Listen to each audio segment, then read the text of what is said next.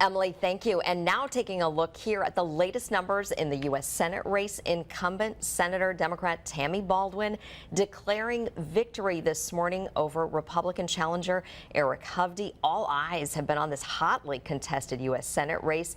Baldwin, the incumbent, running against millionaire businessman Hovde, who is backed by Donald Trump. Baldwin ended her planned victory party in downtown Madison without taking the stage last night. She told supporters to go home but stay optimistic. Meanwhile, Eric Hovde's watch party continued, hoping to beat the odds. That's because no Republican has won this Senate seat since Joseph McCarthy in 1952. That's the longest Democratic streak of any U.S. Senate seat in the nation.